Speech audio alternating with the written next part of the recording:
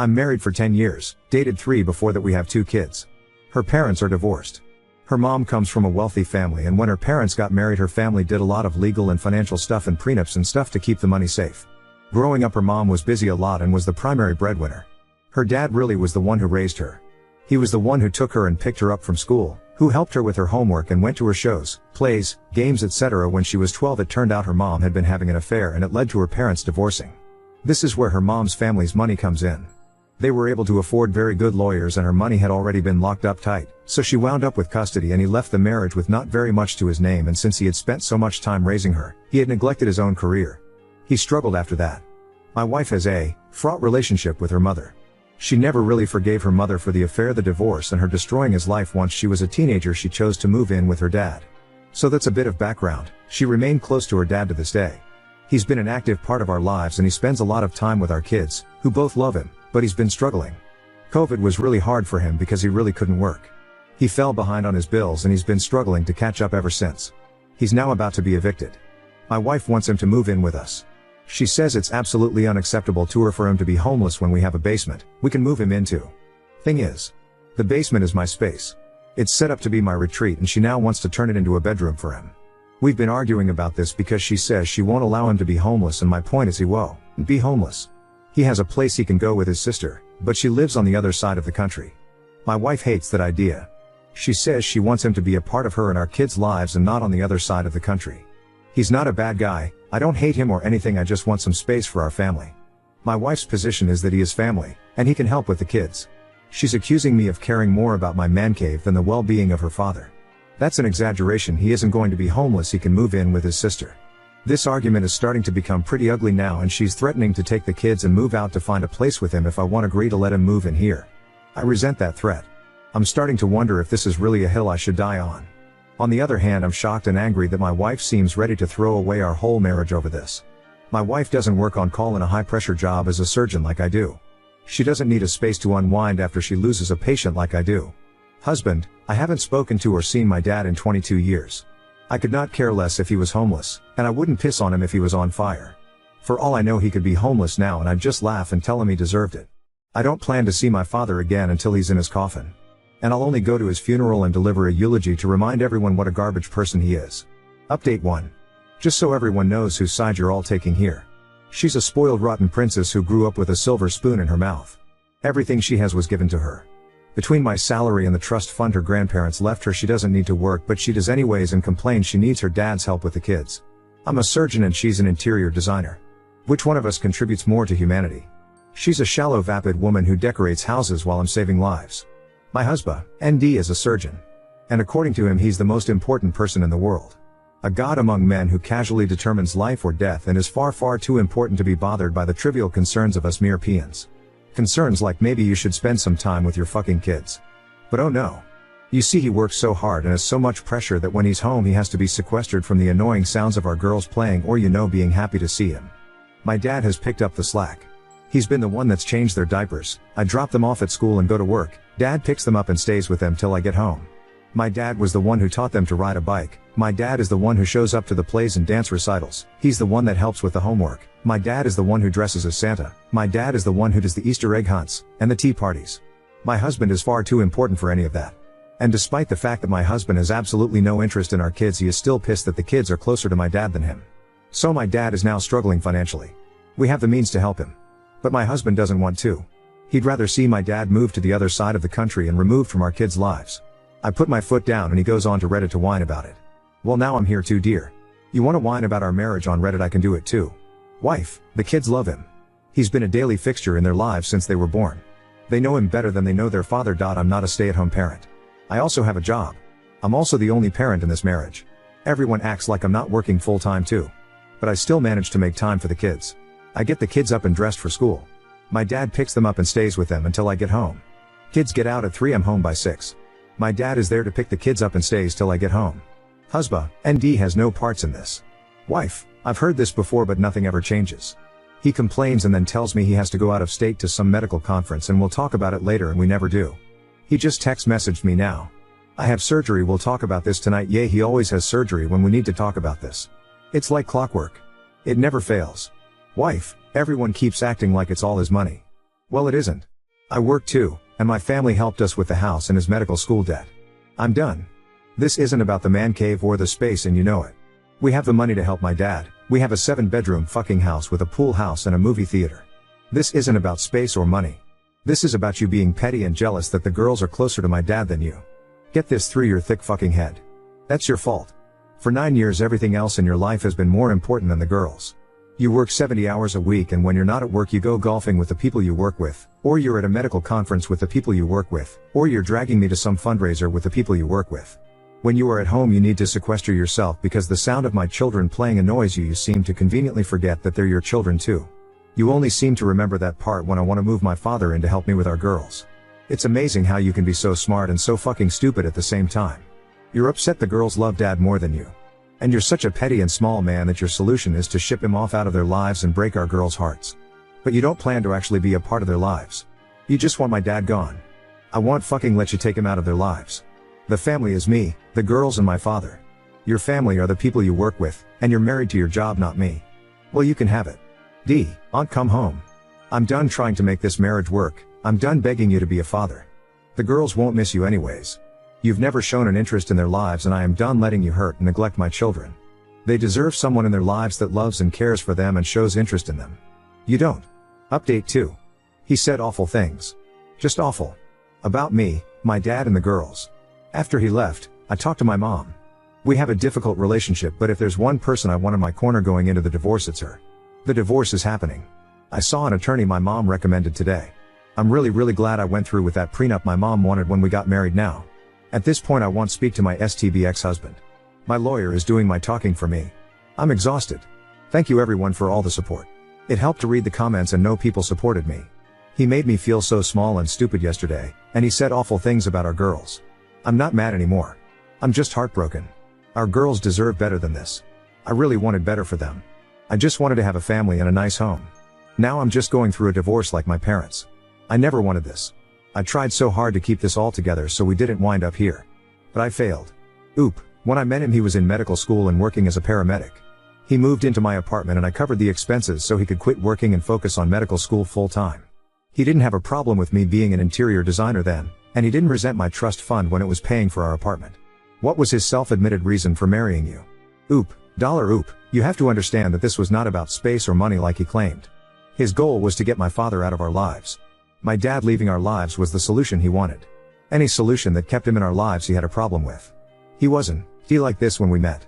And in defense of my mom, for as difficult as things have been with us over the years, I don't question that she loves me. We've had our differences and our fights, but when I need her she comes through like she is now and like she did with the wedding, and God bless her for her foresight and having the prenup made. What she did to my dad will never sit right with me, but she's in my corner, and right now I'm glad to have both my parents in my corner.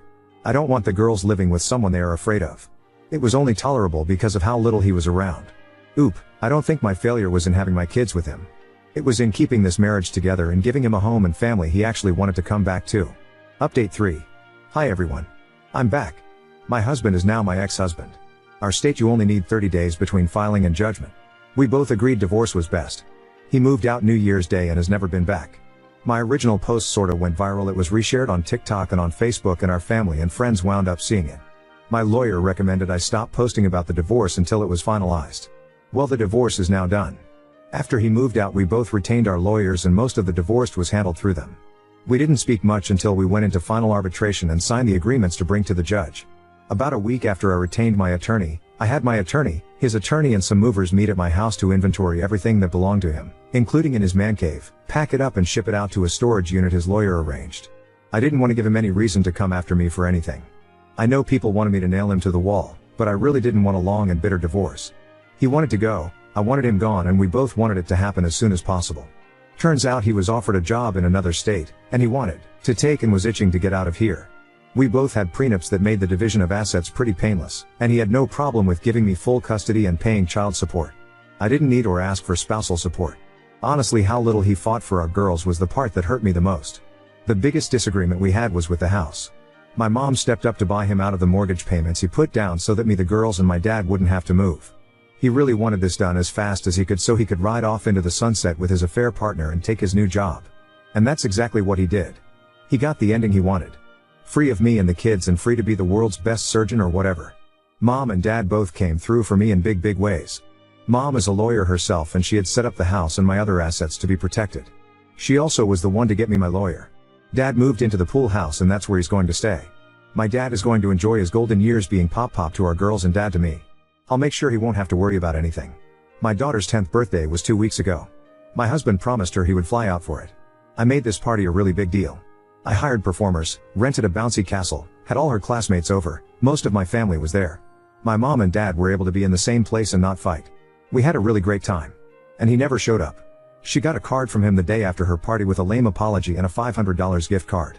I asked her if she was okay and she shrugged. She had a great time at her party and didn't expect her dad to show. She knows he doesn't love her. That's what she told me. She wasn't really upset about it either. She's 10 years old and already expects him to disappoint her. It breaks my heart. But she's a trooper and she didn't let it stop her from enjoying her day. I realized that for years, I've been trying to make a home for him to come home to, but he's had one foot out the door and I've been holding his hand trying to keep him from going. I finally let go. I'm doing better than I thought I would, to be honest. And the girls are too. I don't really miss him. The girls don't really miss him. I'm not even angry about the affair. She can have him. I'm just disappointed. The shallow vapid woman who decorates houses while he's saving lives, right? Oop, he could just never wrap his head around that. That I wanted to work, that I like my career, that I have relationships with clients and contractors and vendors and an office staff. It was a constant argument with us. There were multiple stressors that broke our marriage. This was a big one. His steady insistence I quit my job, close up my business and stay at home. But, I'm also a lazy, entitled, spoiled rotten princess. So who the fuck knows? Oop, things with my mom are getting better. And amazingly, things between my mom and dad are getting better as well. They both showed up for my daughter's 10th and didn't fight or make catty remarks to each other or side-eye each other, or glare or any of it. I said it in another comment, but ironically my marriage dissolving has done more to heal the rest of my family than anything else has. My ex-husband was never a very present father. He's a surgeon and spent most of his time either working or doing something with his co-workers. He was rarely ever home, and when he was, he mostly wanted to be left alone to hang out by himself in his man cave. He didn't like the girls being loud or playful because it disturbed him. Our daughters have always walked on eggshells around them and has never taken much of an interest in their lives. So, we just finalized our divorce. He couldn't wait to get out of the marriage. He wanted to be done with this marriage and our kids so he could take a new job in another state and live with his affair partner. I asked for full custody, and he was relieved. He didn't want custody, he didn't fight at all for them. He hasn't even seen them since the day he moved out 2 months ago. He's gone now in another state, and my oldest had her 10th birthday about 2 weeks ago. I threw a really huge party for her. I made it a really big deal and he promised her he would be there. He never showed. We get a card with a lame apology and a gift card from him a day after her birthday. I felt so bad for her, and what makes it worse is, she wasn't even upset. I asked her how she felt about it and she shrugged. She said she wasn't surprised, and that dad didn't really love them. What the hell do I say to that? I'm at a loss for words because, I don't believe he loves them either. Do I lie to them? Tell them of course he does, Hess just busy. What do I tell her? The truth? No, he doesn't real love you? I have no idea what to say to my girls. Should I even bring it up? Just not talk about it at all? Just leave the fact that their dad doesn't give a shit and has pretty much abandoned them? Just carry on as usual, because let's be honest, he hasn't been a part of our lives for a long time. He never really was. Not that much has changed for the girls besides the fact that they don't need to walk on eggshells for the 1 or 2 days a month he was even at home. I just don't know. Both the girls are in therapy now. We all are. Maybe this is something I should bring up there. Now on to second story. Took in my late friend's beloved but aggressive cat, and now it's trapped in my garage, trying to dodge my territorial dog. 2 days ago, a good friend died. I'm not going into specifics. He was old, he was on oxygen, and he could barely move around. One of the few things he had going in his life was his cat, which we'll call Satan for now. He loved that cat, and while the animal was around him it seemed to be polite enough not to try attempted murder. When I got the notice my friend was in the ER, I met with his son there, and by the time we got there it was too late. I knew his cat was one of the few things he cared about and offered to go to my friend's apartment to feed it. He declined, saying he'll get to it later. The next day, he asked if I would be willing to take the cat. Not gonna lie, I said yes because I loved my friend and because I didn't want the one thing that kept him constant company on his last days to get outdown. I went to my friend's apartment and tried to get the cat into a pet crate, and the animal fought so hard against me that it both broke the crate's door and shit itself.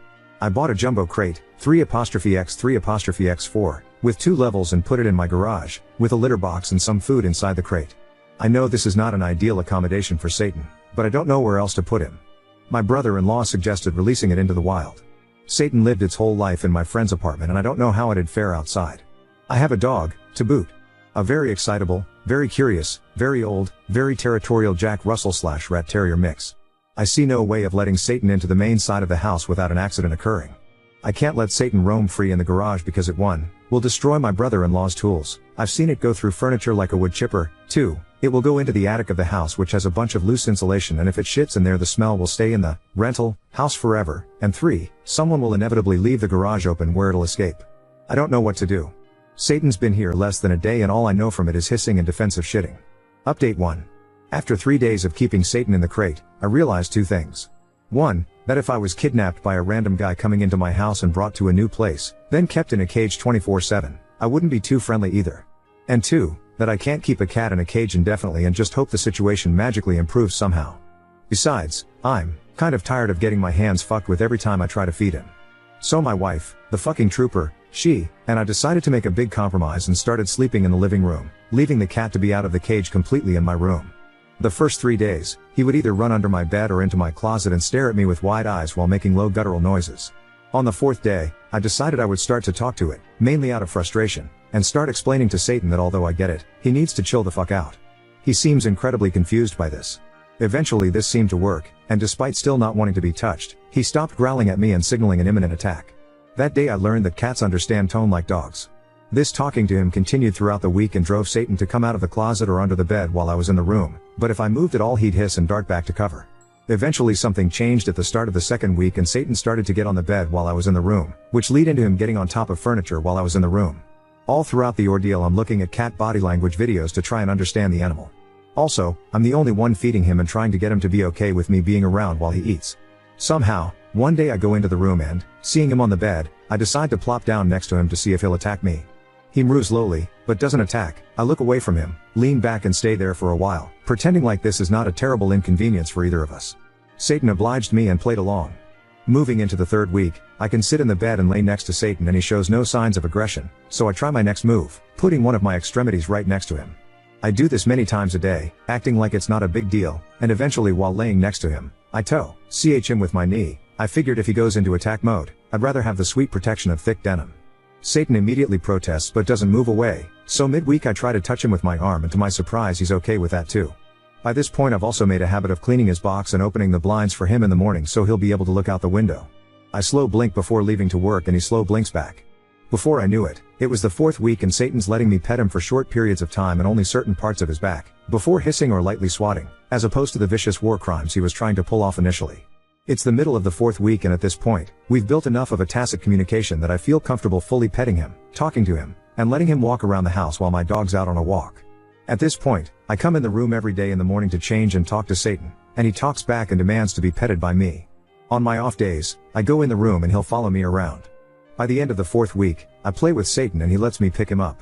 I finally realize he was actually a very sweet, super scared kitty that needed to feel safe and be given space, and furthermore everything negative that happened was my fault for not understanding him and pressuring him.